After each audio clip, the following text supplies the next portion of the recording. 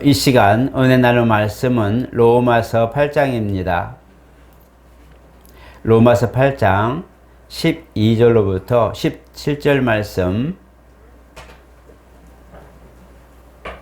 우리 천천히 교독하겠습니다. 그러므로 형제들아 우리가 빚진 자로 돼 육신에게 져서 육신대로 살 것이 아니니라. 너희가 육신대로 살면 반드시 죽을 것이로되 영으로서 몸의 행실을 죽이면 살리니 무릇 하나님의 영으로 인도함을 받는 사람은 곧 하나님의 아들이라. 너희는 다시 무서워하는 종의 영을 받지 아니하고 양자의 영을 받았으므로 우리가 아빠 아버지라고 부르짖느니라. 성령이 친히 우리의 영광 더불어 우리가 하나님의 자녀인 것을 증언하시나니 자녀이면 또한 상속자 곧 하나님의 상속자요 그리스도와 함께한 상속자니 우리가 그와 함께 영광을 받기 위하여 고난도 함께 받아야 할 것이니라. 아멘. 우리 한번 같이 합니다. 성령은 증거하는 영이시다. 여러분, 우리는 예수 믿는 사람이죠. 제가 이번 시차례 때 1박 2일로 했는데 이제 말씀을 강론했는데 생각을 참 많이 하면서 했어요. 가장 우리가 마지막에 설교할 수 있을 게 뭘까? 주의종으로서 다 예수 믿는 사람들한테 할 수 있는 말이 뭘까라는 걸 생각하면서 많이 하게 되는데 물론 형통에 대해서 이제 강론은 있지만 생각을 참 많이 한 그런 내용들을 담게 되었습니다. 예수 믿는 사람, 그렇기 때문에 또 어떤 하나의 벽을 허물고 또 이렇게 서로 관계성, 그 다음에 서로 교우 간의 그런 교제 이런 것들이 좀 다가갈 수 있는 그런 하나의 끈이 되기도 하죠. 예수 믿는다는 그 하나로 핍박을 받기도 하고 예수 믿는다는 그 하나로 우리가 사실은 감사하기도 하고 힘을 얻기도 합니다. 여러분 예수 믿으면 구원받죠? 맞나요? 네. 예수 믿으면 구원받습니다. 예수 이름을 부르는 것과 예수 이름을 믿는다는 차이가 약간은 있지만 우리는 예수 이름을 믿는 사람들입니다. 그 믿음의 그 실체는 바로 그리스도 안에 있는 공로와 십자가 대속의 공로와 그가 하나님의 아들이신 것을 인정하는 것부터 시작하는 거죠. 이런 믿음이 우리 가운데 있을 때에 우리는 서로가 나는 예수 믿는 사람입니다 라고 고백하기도 하고 서로 인사하기도 합니다. 그래서 때로는 직분을 가지고 저는 장로로 섬기고 있습니다. 저는 집사입니다 라고 얘기도 하죠. 그런데 하늘에서도 마찬가지 이 믿음을 증거하시는 분이 계시는데 바로 성령이시라는 겁니다. 이 성령은 아버지와 아들 사이에 계신 분으로서 중보자로서 우리 가운데 오셨어요. 오늘 본문을 보게 되면 주님께서 우리에게 인치심이라고 말씀합니다. 바로 우리 믿음을 인치시고 그렇게 말씀하고 있어요. 그래서 성령이 인도를 받는다는 것은 이미 내가 예수 믿을 뿐만 아니라 그 믿음이 인정받았다는 것을 의미하기도 합니다. 그래서 성령 안에 행하라. 성령을 따라 행하라. 성령의 도우심을 구하라. 성령을 의지하라. 성경에 서신서뿐만 아니라 주님도 보혜사에 대하여 누누이 말씀하셨어요. 왜 그렇게 비중을 두고 말씀하셨을까? 우리는 신앙생활하면서 사실적인 그런 생활 속에 물리적인 삶을 살면서 현실적으로 나타나는 어떤 열매를 위하여 기도하고 봉사하고 충성하기도 합니다. 사실 우리가 단어를 말하는 봉사나 충성이나 섬김의 이 모든 부분은 교회 안에서 서로의 공동체로서의 삶을 추구하는 직무에 관한 겁니다. 그리스도의 직무에 관한 거죠. 그런데 우리가 성령에 대해서는 그렇게 말하지 않습니다. 그 성령에 대해서 뭐 성령이 어떻다 저떻다 이렇게 말하지 않죠. 대부분 내 강론할 때 성령에 대해서만 할 때 1년 동안 52주라면 한 2, 3주 이렇게 하고 아마 말 겁니다. 왜냐하면 삶의 모든 것을 비중을 두고 거기에 포커스를 두다 보니까 거기에 우리가 이렇게 살아라 저렇게 살아라 이렇게 살면 됩니다. 이렇게 하면 하나님 은혜를 받을 수 있습니다. 이런 과정이 많은 그런 것들이 소스를 주고 단서를 주고 말씀을 줘서 성도들이 살아가는데 필요한 것들을 많이 제공을 합니다. 물론 필요하죠. 정말 필요하죠. 그런데 그 이면에 그 모든 것들을 할 수밖에 없고 그렇게 할 수 있는 동력이 되는 것이 바로 성령의 역사라는 겁니다. 우리가 가끔 기도할 때 역사해 주시옵소서, 역사해 주시옵소서 이렇게 기도를 많이 하는데 역사가 뭘까요? 실질적으로 우리 모든 생활 속에 손과 발과 모든 것을 함께 해서 그의 일을 나타내 주시옵소서란 말과 같거든요. 그러니까 내가 주 앞에 나의 모든 환경 속에 주님 역사하여 주시옵소서라고 말하면 주께서 내가 일할 때에 일거리도 갖다 주고 물건도 갖다 주고 사람도 만나게 해주고 내가 또 복을 받기도 하고 모든 걸 할 수 있는 모든 여건을 주님이 조성해 주셔서 나로 하여금 평안이 되게 하옵소서라고 기도하는 거잖아요. 그죠? 풀어주면 그런 거예요. 근데 우리가 가끔 기도할 때 역사하여 주시옵소서라고 기도하는데 이렇게 우리가 생활 속에 하는 모든 부분이 바로 그 생활의 열매에 드러나는 그 이면에 바로 모든 것을 함께 하시고 도우시는 분이 성령이시라는 거예요. 그래서 우리가 믿음을 가졌다고 말하는 이유도 우리가 그리스도 안에 구원받은 그런 단서를 갖겠지만 믿음이라는 단어 이외의 그 이면에는 바로 성령의 감화 감동이 있다는 거예요. 그러니까 성령의 감화 감동이 내 안에 있음으로 말미암아 내가 입술로 시인할 수 있다는 거예요. 그래서 성령이 나를 도와주셔야 내가 예수를 주라 시인할 수 있고 성령이 나를 보증해 주셔야 예수는 살아계시다고 내가 증거할 수 있는 증언할 수 있다는 그런 단서가 나오는 거예요. 우리가 아까 제가 소도에 불러온 이유가 우리는 예수 믿는 사람이죠. 맞습니다. 예수 믿는 사람이에요. 이 믿는 사람인데 이것을 우리 생활 속에 다른 모든 사람들에게 보증할 뿐만 아니라 증거할 뿐만 아니라 그 믿음의 이면에서 맞아 얘는 예수 믿는 사람, 이 사람은 하나님의 사람이라고 보증해 줄 분이 바로 성령이시라는 거예요. 그렇기 때문에 나는 예수 믿습니다라 고백하죠. 물론 사도행전 16장 31절처럼 주 예수를 믿으라 그리하면 너와 내 집이 구원을 얻으리라. 맞아요.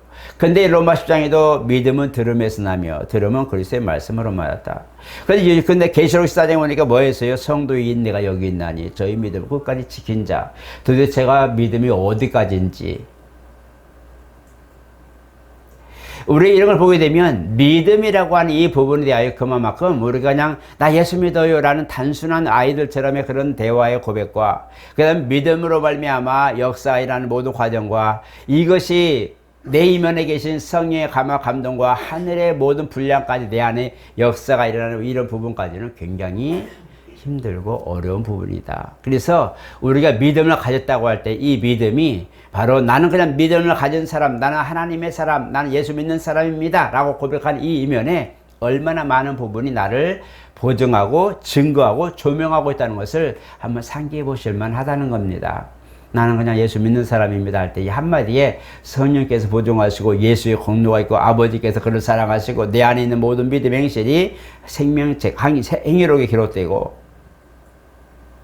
천사들이 날마다 왔다 갔다 하면서 내 모든 걸 시정 들고 역사하는 놈들도 나를 어떻게든지 죽이려고 막 이리저리 안 되게 하려고 애쓰고 노력하는 그 모습들도 있지. 모든 이면에 내가 믿음 생활하는 그 하나에 모든 것들이 주목되어 있다는 거죠. 이것이 지금 우리가 신앙생활하는 그 모든 것들의 근거예요. 단지 우리가 나라고 하는 신앙생활하는 나라고 하는 이 본질적인 신앙을 가진 나 본질적인 이 하나에 보여지는 부분만 나는 지금 살고 있는 거예요. 그러니까 나는 믿음의 사람이라고 하는 가시적인 이 부분은 내가 와 있는 예배하는 모습들, 내가 봉사하고 충성하는 모습들, 내 몸 하나로 내가 순종하고 모든 걸 함께 하고 있지만 이 하나에 순종하는 것과 보이는 모든 것 뒤에 역사하는 모든 부분들이 지금 나를 보증하고 후원하고 돕고 계시다는 거예요. 이것이 하나님의 사람의 모습입니다. 그러니까 한 사람이 예수 믿고 돌아왔다라고 말할 때 그 사람 주변에 많은 역사하는 것들과 그것을 물리치는 것들과 하나님의 도움과 후원과 역사하심이 얼마나 많이 있다는 걸 알려주는 거예요. 그렇기 때문에 오늘 저 여러분들 난 예수 믿는 사람 이 한마디 고백했을 때 이것이 세상의 공포가 확 돼버리고 프로클레임이죠. 보여돼버리고 그 다음에 이 선포되고 공포된 이 뒤에는 대가가 따르는 것인데 이 대가가 선한 열매로 나오도록 만들어주시는 분이 성령이시라는 거예요. 그러니까 성령을 의지하는 거예요. 성령을 의지할 때에 내가 이렇게 선포하고 공포해도 두려움 없고, 내가 정말 가게 갈 때에 모든 사람에게 평강이, 그 다음에 여기 오도록 모든 일에게 평화, 하나님께서 모든 것에 값주고 정말 복되게 하고 또 거부가 되게 하고 많은 그런 말씀들을 이제 액자에 넣어서 보존하기도 하고, 또 십자가를 걸어놓은 분도 계시고 어떤 주일은 쉽니다. 또 거기에 이제 신앙 달력 그래가지고 어느 교회에 딱 해가지고 걸어놓기도 하고, 이거 쉽지 않죠.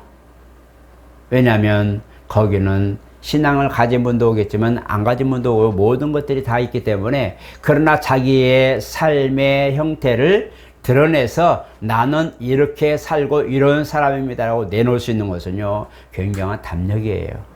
사업을 하시고 일하시는 분들은 자기의 재능을 가지고 표출합니다. 나는 이런 재능을 가졌습니다. 그래서 한 견해, 사무실 한 견해 자격증이나 허락한 어떤 허가증이나 이런 모든 것들을 걸어서 나는 이렇게 자격이 있는 일이고 나는 이것을 하기 위해 적당한 당당하게 내가 할 수 있는 자격을 구비한 사람입니다 해서 모든 것을 해서 사람들이 이분은 이런 할 수 있는 능력을 가지고 보시는구나, 이거는 이 사람은 이런 거에 대하여 재능을 가진 이미 인정받은 엔지니어라는 것을 알고 맡기기도 하는 거죠.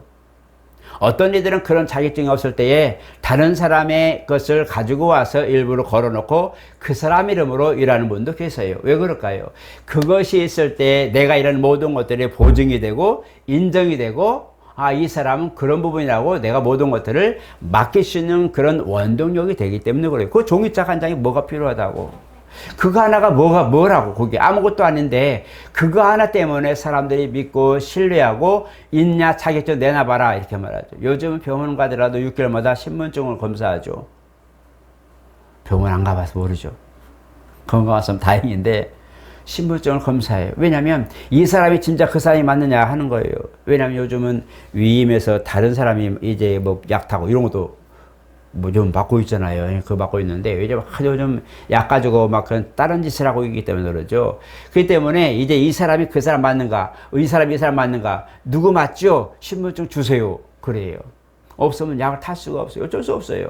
이렇게 지금 바뀌어 있는 것처럼 이제는 그 모든 그 종이 한 장의 자격 하나가 나는 이런 사람을 내놓았을 때 사람들이 인정하고 일을 맡게 해요. 바로 이런 것처럼 나는 하나님의 사람입니다. 나는 예수 믿는 사람입니다. 이 한마디 했을 때에 주변의 많은 부분에 보이는 환경과 상황들과 보이지 않는 영적 세계까지도 내 모든 것들을 지금 후원하는 서포터가 되어 있다는 거예요. 이것이 담력이란 말이에요. 이게 능력이란 말이에요. 이게 권세란 말이에요. 예수 믿는 사람에게 그게 있어야 당당한 거예요. 내가 세상에서 핍박받고 연약해도 그 믿음 하나에 하나님께서 인정하시고 후원하시는 것을 안다면 정말 얼마나 당당하겠어요. 바로 이것이 성령의 역사하심과 인도하심이에요. 오늘 저와 여러분들은 성령을 감동뿐만 아니라 내조하시는 보혜사 성령이 여러분들 가운데 주인으로 와 계시기를 예수 이름으로 축복합니다. 정말 그분 내게 보혜사로 오셔야 돼요. 내주하신 영으로 오셔야 돼요. 주님이 약속하신 성령이 내 안에 오셔야 되는 거예요. 그래서 항상 우리가 고백하는 거예요. 성령님 내 안에 오시옵소서. 내가 주님을 환영하니 예수 이름으로 내 안에 오시옵소서. 왜냐하면 예수 이름으로 오시니까. 그러니까 성령이 내 안에 보혜사로 임하시옵소서. 그냥 내가 물론 성령 임하시고 내가 이제 하나님 사람 되었을 때는 나에게 성령님 충만케 하시고 감동하여 주옵소서. 나로 하여금 하나님 일할 수 있게 하옵소서라고 기도하지만, 그러나 내가 초심으로 아직도 신앙생활에 확신이 없다면 성령님 내 믿음을 보증하시고 인쳐주시옵소서라고 기도하는 거예요. 계시록에 보면 7장과 14장에 14만 4천이라는 단어가 나와요. 7장에는 이제 물론 계시록은 3단계로 확산되는데 7장, 14장, 21장 이렇게 점진적으로 확산된 그런 세 부분인데, 7장과 14장에 나오는데 7장에는 1만 2천, 다시 말하면 각 지파마다 1만 2천씩 더해서 12지파에서 14만 4천으로 나옵니다. 그러니까 이스라엘 12지파의 이름마다 각각 1만 2천이요. 이게 뭐냐면 하나님의 입맞은 자를 말하는 거예요. 하나님의 입맞은 자가 12지파마다 1만 2천씩에서 12지파에 14만 4천 명 이렇게 말해요. 그래서 성령이 임맞은 자, 하나님 임맞은 자를 그렇게 표현했고 14장에는 바로 하나님 앞에 모셔서 14만 4천 명을 말하고 있어요. 이들은 정말 그 이름을 받고 그 이마에 인침받은 자들이요. 그들이 하나님으로부터 나오는 찬송을 부르는데 그 찬양을 부르는데 이것은 입맞은 자 외에는 알지 못한다고 얘기하고 있어요. 이게 같은 얘기인데 이제 하나씩 풀어서 이제 점진적으로 했는데요. 그 다음에 계시록 마지막 부분에는 바로 14만 4천인데 온 흰물이 바로 첫째와 동참하는 성도를 지칭하고 있어요. 그러니까 이것을 보게 되면 바리와 같이 성령이 입맞는다. 내주의 보영임, 내주의 보혜사, 갑자기 막 압축된 말이 나오는데 보혜사, 내주하시는 보혜사, 바로 이 보혜사가 내 안에 오셔서 이 좌정하실 때 이것을 인침받았다고 말합니다. 누구처럼 이마가 가만히 가면 영이 눈 열어봐, 기도해봐, 영이 여기 이마에 뭐 써있냐? 마치 바코드처럼 이마 오른손에 탁 찍었냐? 이것을 보고 오른손에 찍혔네, 이마에 찍혔네. 이것을 가지고 입 맞았냐 안 맞냐 보는 게 아니라 이전에 테일림이나 아니면 그 다음에 그 하나님 말씀을 가진 토라 같은 모든 부분은 오른손이나 오른 어깨나 그 다음에 그 이마에 띠를 두면서 거기에 말씀을 적어서 그렇게 말씀을 애우면서 살았어요. 이게 이스라엘 사람들이에요. 정말 이스라엘이라고 하는 특별히 선택받은 사람, 하나님의 일을 위하여 특별하게 선택받았다 해서 이스라엘이라고 그러잖아요. 그렇기 때문에 그들은 그렇게 하나님 말씀을 미간에 새기고 가슴에 제사장은 가슴에 12흉배가 보석이 있잖아요. 그죠? 우리가 우린과 둔빔이 있고 많은 그런 성막에 있을 때 제사장이 의복이 있는데 보면 말씀들이란 말이에요.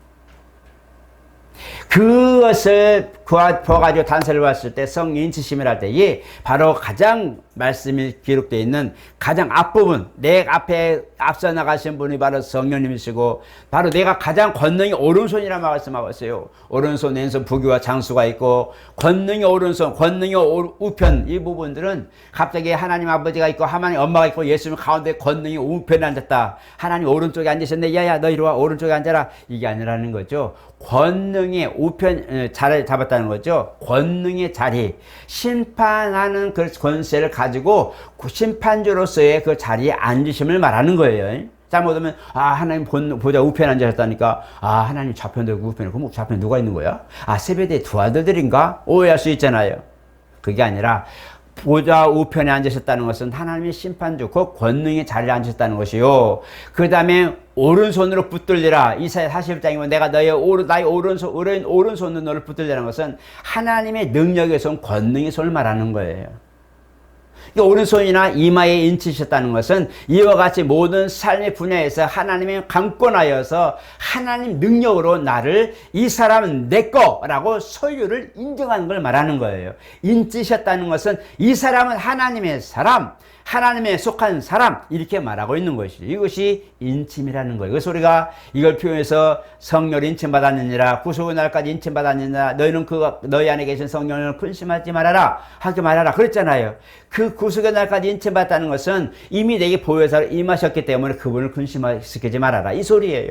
그 인치심과 오른손이나 이마에 입맞은 자라고 표현하는 부분도 마찬가지 인치심이에요. 그러니까 우리가 두 가지로 보니까 여기나 여긴가 그것이 아니라 바로 이와 같이 하나님이 내 안에 말씀과 모든 부분까지도 하나님의 소속인 것을 정확하게 표현한 이스라엘의 바로 구약의 율법과 그 모든 말씀을 상계모는 금방 알 수 있는 문제예요.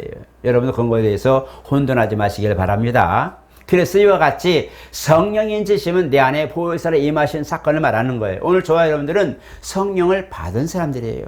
그냥 내게 성령 받지도 못하고 보혜사로 임하지도 못하고 그냥 가마 감동에서 갑자기 기도하게 만들더니 갑자기 찬양할 때 감동이 왔어. 이거는 가마 감동이란 말이에요. 내가 뭔가 주의할 때 내 마음에 뜨겁고 열정이 있어서 갑자기 그냥 도와주고 그 다음에 그 열매를 맺게 하는 것은 성령 충만이란 말이에요. 성령 충만하니까 하나님을 기쁘게 하고 그 기쁘게 하는 데는 막 그렇게 내가 모든 걸로 가게 되죠.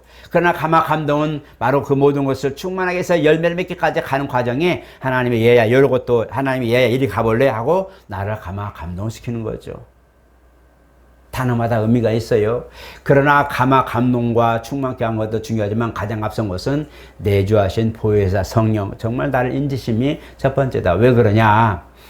계시록에 보니까 하나님의 입맞은 자 외에는 하나님의 그 하나님을 찬송하는 14만 4천의 노래를 알 수도 없다고 그랬어요. 부를 수도 없다고 그랬어요. 너무 신기해요. 왜 성령 감화감동하고 예수 믿는 사람 얼마나 많은데, 고린도서 1장처럼 예수 이름을 부른 자들과 그 다음에 그 먼 데서 예수를 부른 자들과 그죠? 성도들과 이렇게 표현하고 있는데, 이런 부분들을 보면서 예수 믿고 다 찬양하고 예배드리고 다 잘하는데 나중에 다 가면 좋지. 마지막 부분을 보니까 첫째 부활에 동참하는 부분은 정확하게 구별되어 있어요. 하나님의 입맞은 자예요. 나는 그래서 제가 눈이 얘기하는 것은 우리 모두가 나는 첫째 부활에 동참했으면 좋겠어요. 한 사람도 낙오되지 않고 예수 믿는다, 예수 믿는다, 예수 믿는다 하고 모든 걸 고백하지만 그 믿음이 보증이 되고 인침받아서 그 사람의 모든 믿음의 고백에 모든 환경이 그냥 그 사람을 보증하고 후원할 수 있는 그런 인침받은 사람, 이 사람 하나님의 사람에서 얘야 거기 있지 말고 나와, 이게 첫째 부활이란 말이에요. 왜냐하면 그 당시에 후 3년반에는 전무후무한 환란이라고 그랬어요. 전무후무, 이거 뭐예요? 전에도 없었고 앞으로도 없을 정말 총체적 그런 환란이 이 후 3년반에 있거든요. 그때 그 후 3년반에 있을 마지막 환란 7대접을 붙는 그 전에 바로 성도는 부활의 공중에서 주님을 맞거든요. 그 주님이 마지막 대접을 쏟는 건 진노인데, 이 대접을 쏟기 전에 얘야 거기 좀 하고 빨리 나와, 이리 빨리 나와, 이 소리예요. 그게 표본이 있는 게 바로 소돔과 고모라예요. 롯도 정말 안타깝지만 어쨌든 아브라함의 신앙에 반대로 갔잖아요. 그리고 저도 거기 결혼했고 그 다음에 자녀들도 있고 딸도 있고 물론 사이도 있었지만 사이들은 거기 얻은 사람들이기 때문에 신앙에 대해서 몰라요. 그러나 두 딸들까지도 있어서 그들은 하나님을 아는 사람들이었잖아요.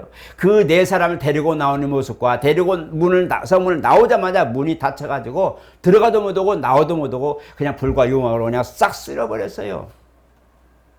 그 사람들 중에 하나님 이름 부르는 사람이 없었을까요?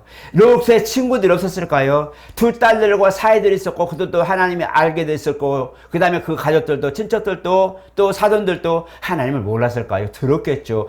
이 사람들은 히브리 사람들로서 야훼 신을 섬기는 사람들이야 왜 몰랐겠어요? 근데 사이들에게 얘기하니까 뭐라고 했어요?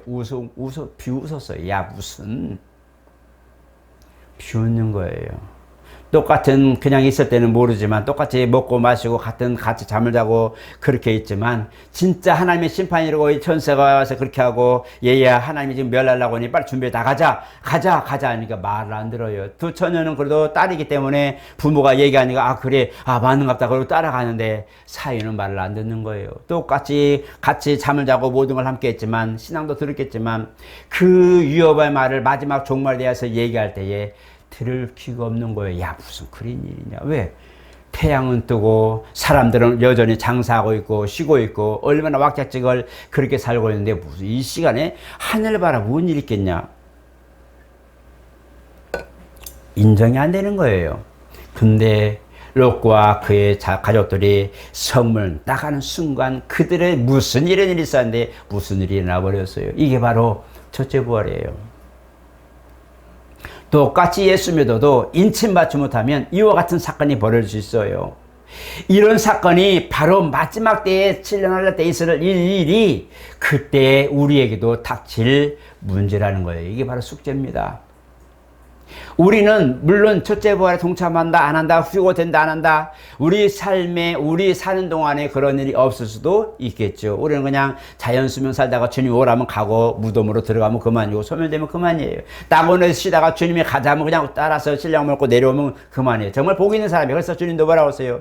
자금이 오러 주 안에 죽는 자들은 복이 있도다. 왜? 그들은 심판을 경험하지 않잖아요. 마지막 7년 할 때 그 정말 신앙에 목숨을 내놓고 싸워야 되는 결단해야 될 그런 위협을 당하지 않잖아요. 평안히 주일하면서 봉사하다가 정말 봉사하며 평안히 눈을 감는 그것이 오히려 주님 보시기에는 복 있는 사람들에 말하고 있는 거예요. 환난을 거치지 않고 정말 그런 핍박을 거치지 않고 사는 사람은 진짜 복이 있다 이렇게 말하는 거예요. 그러나 우리 시대에 주님 오신다면 과연 어떻게 될까 싶은 거예요. 이게 모든 단서가 뭐냐? 바로 열쇠는 내주하시는 보혜사의 인치심이 가장 중요하다. 물론 단서가 또 있어요. 첫째 부활에는 어린 양을 위하여 복배임 받고 우상에 절하지 않고 짐승표를 찍지 않는 거잖아요. 그죠? 순교자의 반열이 될 수밖에 없는 거예요. 죽어야만 사는 사건이 그 당시 이제 환란 때예요. 그런 이들이 천년 첫째로 동참한다. 맞아 보니까 입맞은 자. 왜? 이렇게 말하고 있어요. 입맞은 자. 성령이 마지막에 주님이 이제 영광의 왕으로 먼저 나고 있는 잠자고 있는 성도들을 먼저 불러서 신령을 몸입고 같이 주님과 내려옵니다. 공중에서 구름 타고 나오는데 구름 타고 온다고 하는 것은 너무나 무료하니까 사도 요한을 볼 때에도 구름이 아니라 바로 무슨 마법사처럼 구름 타고 오는 것이 아니라 바로 모든 흰옷 세마포를 입은 흰색은 성결과 순결을 의미하거든요. 그 세마포를 입고 내려오는 모든 것이 바로 구름처럼 내려오는 것을 구름 타고 오시 이렇게 말하고 있는데요. 성도들과 함께 내려오는 모습을 상기합니다. 그리고 구름 속에 구름을 타고 내려오신다고 하실 때 공중에서 성도들도 끌어올려서 왜? 그때까지 살아있는 모든 성도들은 바로 이와 같이 신령 몸을 입어서 오련히 올라가게 되는 거예요. 이게 바로 첫째 부활입니다. 그래서 환란을 통과하는 이도 있고 환란을 거치지 않는 이도 있는 것이 바로 성도거든요. 오늘 저 여러분들은 이와 이면서 환란을 거치지 않고 첫째 부활에 동참하시길 예수 이름으로 축복합니다. 그러려면 우리 세대에 주님 안 오셨으면 좋겠어요. 그죠? 우리 자연 쓰면 살다가 그냥 아팠더니 일찍 죽더니 좀 살더니 조금 죽더니 조금 많이 살든지 조금 살든지 상관없이 환란 안 거치고 그냥 조용히 운명하고 공중제를 마실 때 같이 왔으면 좋겠어요. 그죠? 그랬으면 좋겠어요. 우리 세대들이면 됩니다. 우리 자녀 세대들은 정말 이 신앙을 심어주고 성령 인침받기까지 이끌어줘야 되는 거죠. 더 어렵다는 거죠. 오늘 저 여러분 성령의 인침은 그만큼 중요합니다. 그냥 성령 받으셔야 돼요 라는 것이 아니라 이건 정말 여러분 그 사람에게 필수로 반드시 믿는 사람에게 성령이 임하신다는 걸 잊어버리면 안 돼요.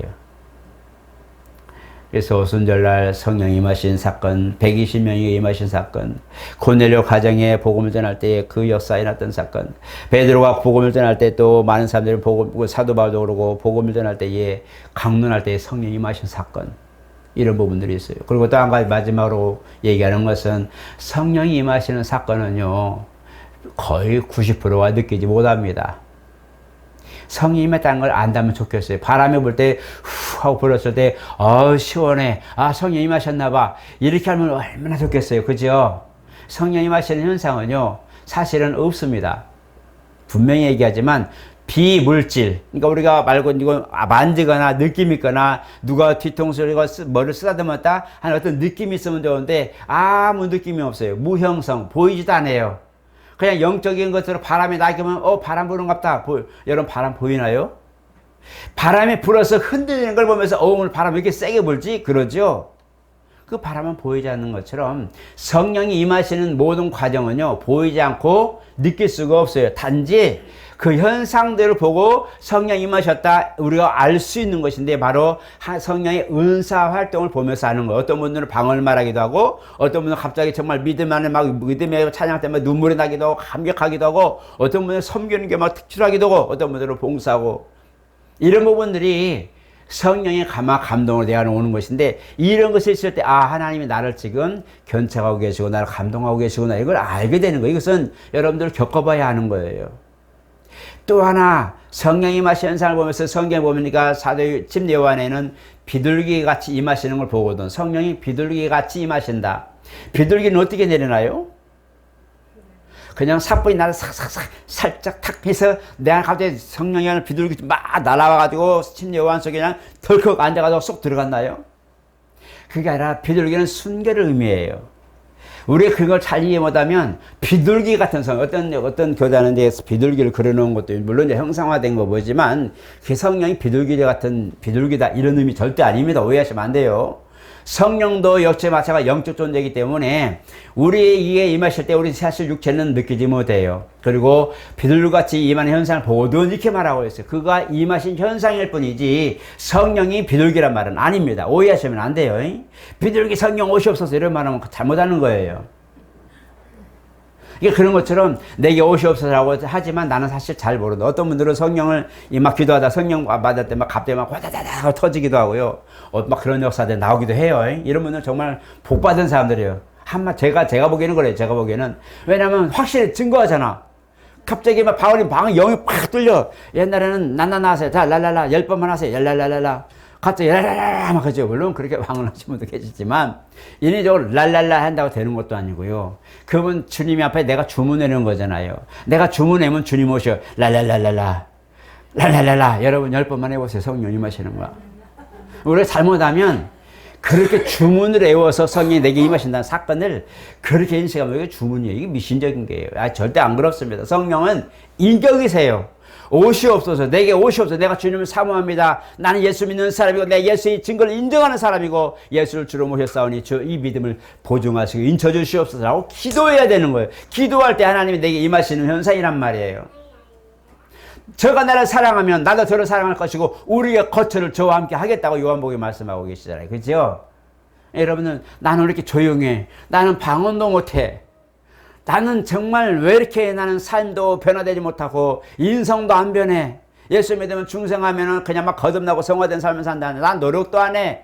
욕은 욕대로 자르고. 그죠? 내 인생은요, 노력하지 않으면 안 변해요. 그래서 여러분 얘기하지만 사람은 고쳐 쓰는 게 아니다. 있는 걸 잘 방향 설정해서 그쪽에 그 사람의 재능에 맞춰 쓰는 거라고 그랬잖아요. 그죠? 누가 쓴 뿌리 없게해서 다 했어요. 주님도 아셔요. 아시기 때문에 그건 덮고, 야, 이리 가자. 너 잘하는 게 뭐냐? 너 지금 가지고 있는 게 뭐냐? 모세한테도 지팡이밖에 없어요. 지팡이 옷으시다. 지팡이 하나가 이스라엘 전체를 인도할 줄 누가 알았겠어요? 그 지팡이 아무것도 아닌데. 너에게 있는 게 뭐냐? 너의 재능이 뭐냐? 이걸 보시고 주님이 그걸 쓰시는 거야. 너 이거 필요 없어. 너 이거 있어서는 안 돼. 너는 안 돼. 그래서 안 되는 거야. 이런 말은 주님 말씀하지 않으십니다. 사람만 얘기해요. 부모가 얘기해. 너는 그러니까 안 돼. 너는 인마 그러니까 안 돼. 누구 봐라. 너는 그러니까 안 되는 거야. 이거는 사람만이 얘기해요. 주님은 이 연약성을 가진 인간만이 비교하면서, 왜냐면 잘된 걸 봤거든. 잘하고 있는 걸 봤거든. 이거보다 우월당한 것을 하는 걸 봤기 때문에 그걸 기대하면서 아이의 요구하는, 너는 그 사람 봐라. 너는 그러니까 안 되는 거야. 이기하는 거예요. 아이에게 그래 나는 안 돼. 뭐 어쩔 건데. 그럴 수 있잖아요. 반항만 나오죠. 그걸 보는 게 아니라 주님은 내게 그걸 보고 아니라 너에게 있는 게 뭐냐? 이 소리예요. 너는 뭐라? 나는 밥을 잘 먹어요. 장사가 되게 해줘. 나는 뭔가 계산을 잘해요. 나는 이상하게 사랑을 보면 그 마음이 읽어져요. 그걸 쓰시는 거예요. 어떤 이들에게는 나는 누굴 보면 도와주고 싶어요. 막 도와주고 싶어 죽겠어요. 막 그런 사람이 진짜 있어요. 가다가도 남들은 그냥 야 지나가 하는데 그 사람을 쫓아가서 잡아주고 괜찮다고 묻는 사람이 있거든요. 이게 아무것도 아닌 것 같은데요. 그 사람 재능이에요. 그 마음이 막 우러나는 거예요. 주님 보시고 얘야 너는 이런 걸 잘하니 이쪽으로 갈까? 하고 맡기는 것이 달란트예요.